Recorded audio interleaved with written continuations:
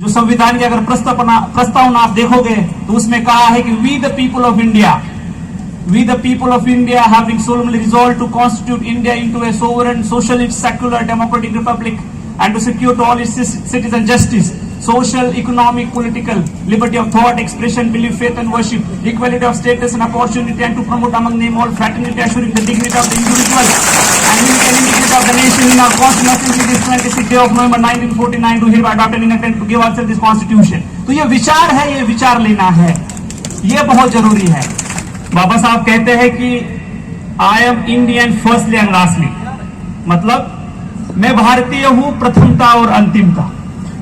और जब मैं शुरुआत में मुझे बाबा साहब पता नहीं थे, ना ही उनके बारे में पढ़ा था। जब मैं बीटेक में गया तब बाबा साहब के बारे में मैंने पढ़ा, मैंने सुना। तो एक कोट था जो मैं हमेशा मेरे डायरी में लिखा होता था, और वो कोट इस तरह से है, हालांकि वो अंग्रेजी में है, फिर भी मैं कोशिश करूंगा उसको हिंदी में साझा करने की।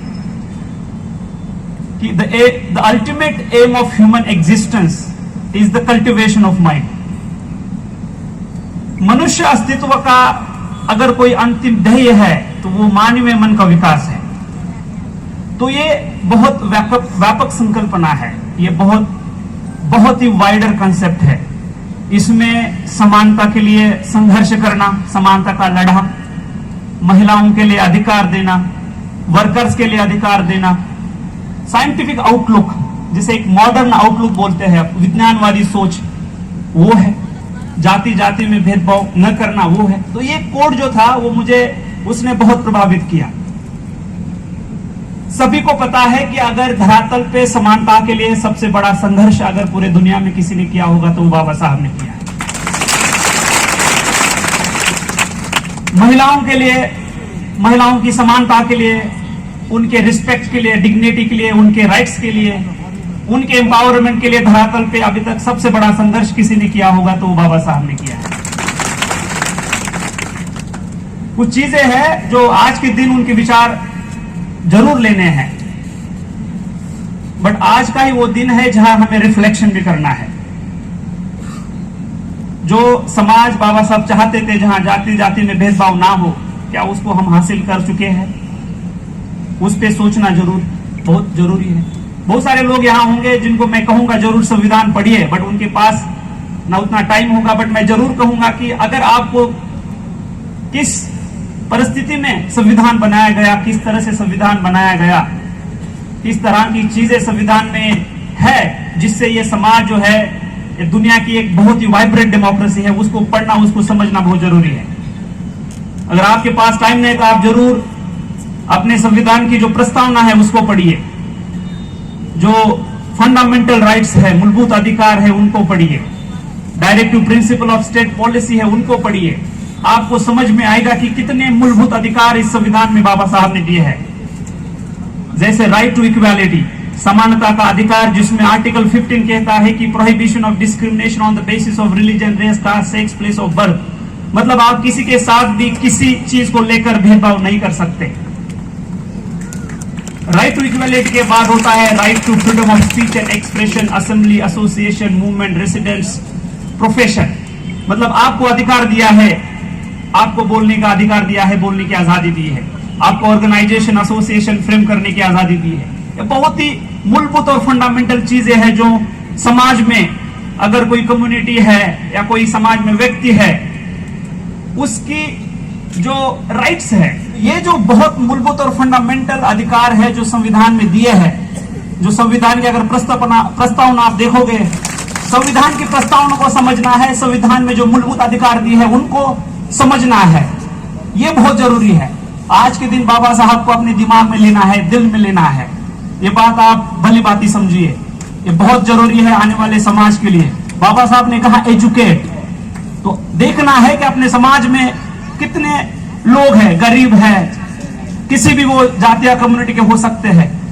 क्या एजुकेशन के बारे में क्या कदम उठाए जा रहे हैं? क्वालिटी एजुकेशन देने के लिए समाज किस तरह से साथ आता है? लोगों तक क्वालिटी एजुकेशन आप किस तरह से पहुंच सकते हैं? गवर्नमेंट में डिफरेंट स्कीम्स और पॉलिसीज लाई है, उसको अपन इफेक्टिवली लोगों तक कैसे पहुंचा सकते हैं? तो इसके बारे में जागरूक होना बहुत जरूरी है। जहां भी बात आती है बाबा साहब की, तो ये खेदजनक बात है कि अभी भी बाबा साहब को दलितों में रखा जाता है, बल्कि पता है कि बाबा साहब ने जितना काम दलितों के लिए किया है उससे कई गुना काम महिलाओं के लिए है, वर्कर्स के लिए किया है।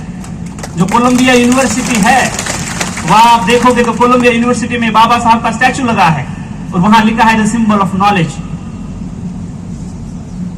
बाबा साहब की जो एजुकेशन की डिग्रियां है, अगर आप पढ़ोगे तो आपका दिमाग पूरा चकरा जाएगा। आज इतनी चीजें बदल गई है, राइट्स मिले हैं हर जगह, सिविल सोसाइटी हो, गवर्नमेंट हो, समाज में हो, सपोर्ट मिल रहा है। उस दौरान हायर एजुकेशन के लिए आपने कितने लोग जा रहे हैं, कितने लोग सोसाइटल लेवल पे सपोर्ट कर रहे हैं कि बच्चों को पढ़ाए। आज इस सांचौर में आप देखोगे तो आप हमारे सामने एक नशा का बहुत बड़ा चैलेंज है, बहुत ही बड़ा चैलेंज है, जिसको हम सबको मिलकर खत्म करना है।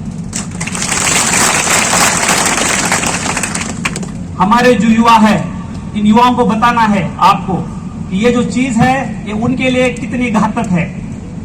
वो अपने खुद का सेल्फ कंट्रोल लूज कर देते हैं,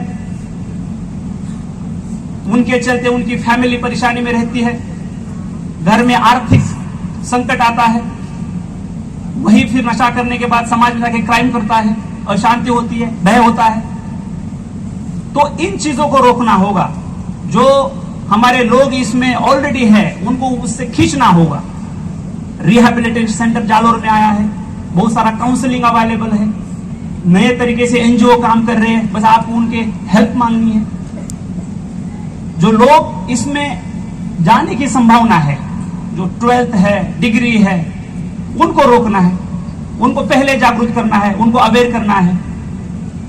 उसके बाद जो लोग प्रत्यक्ष और अप्रत्यक्ष रूप से इसको बढ़ावा दे रहे हैं, नशीली पदार्थ की मनुवार कर रहे हैं, नशीली पदार्थ सप्लाई कर रहे हैं, एमडी, स्मैक, गांजा, अफीम, डोडा, इसको किसी भी हालत में बर्दाश्त नहीं करना है। अगर आपने आज ये ठान लिया, बाबा साहब के जयंती के अवसर पर आपने ये ठान लिया कि मैं इस नशा को खत्म करूंगा, आने वाले मेरे बच्चों का फ्यूचर सुरक्षित करने की जिम्मेदारी अपने हाथ में है, और ये जिम्मेदारी अगर आपने उठा ली तो आज ये जयंती सेलिब्रेट करने का पूरा मैं बोलूंगा कि सफल हो गया, सार्थक हो गया। यहां आके घोषणा देके या सत्कार करके वापस बिल्कुल नहीं जाना है। यहां आने के बाद बाबा साहब के विचार जो है वो दिल में लेना है, दिमाग में लेना है। हमारे सामने क्या चैलेंजेस है उसको देखना है, उसको सुनना है, समझना है, और फिर उस चैलेंजेस को हम कैसे पार कर सकते हैं। इसलिए गवर्नमेंट के साथ, समाज के लोगों के साथ, सिविल सोसाइटी के साथ मिलकर उसके खिलाफ लड़ा देना है। मैं जब तक यहां हूं तब तक पुलिस प्रशासन का पूरा सहयोग रहेगा। हर कोई चीज जो समाज में संकट पैदा कर रही है उसके खिलाफ लड़ने के लिए पुलिस यहां की सक्षम है।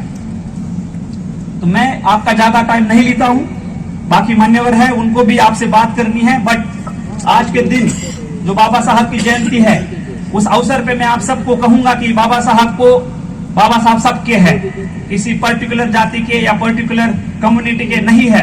बाबा साहब पूरे देश के हैं, पूरे समाज के हैं। देश का कोई ऐसा घटक नहीं है जिसके प्रोग्रेस के लिए, जिसके डेवलपमेंट के लिए बाबा साहब ने कंट्रीब्यूशन ना दिया हो। और जो चैलेंजेस उन्होंने उस टाइम कही थी वो चैलेंजेस आज भी है। आज भी हम देख रहे हैं कि समाज में भेदभाव दिखता है। संविधान से हम उसको खत्म कर सकते हैं। तो संविधान जो बाबा साहब ने हमें मूल्यवान जो दिया है उसको आप पढ़िए, उसको समझिए, उसकी वैल्यू से आपको पता चलेगा कितना बड़ा कंट्रीब्यूशन हम सबके लिए बाबा साहब ने दिया है। तो मैं अंतिमता यही कहूंगा कि यहाँ जितने लोग हैं जो आए हैं उनके लिए बहुत सारी ढेर शुभकामनाएं। आप जागरूक है, आपको वाकई में लगता है कि आज के दिन मिलकर यहाँ बाबा साहब की जो थॉट्स है, उनकी जो विचारधारा है, उनकी जो जर्नी है उसको आगे बढ़ाया जाए।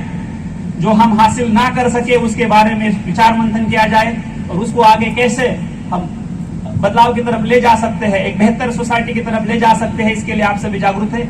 यहाँ जो मान्यवर है जो यहाँ आए और इनका हौसला बढ़ाने के लिए आए, उनका भी मैं दिल से आभार प्रकट करता हूँ। और यहाँ आके मुझे गौरवान्वित किया और बाबा साहब के जयंती पर मुझे बोलने का मौका दिया, इसके लिए मैं आप सबका तहे दिल से आभार व्यक्त करता हूँ। Thank you so much. जय हिंद, जय भारत।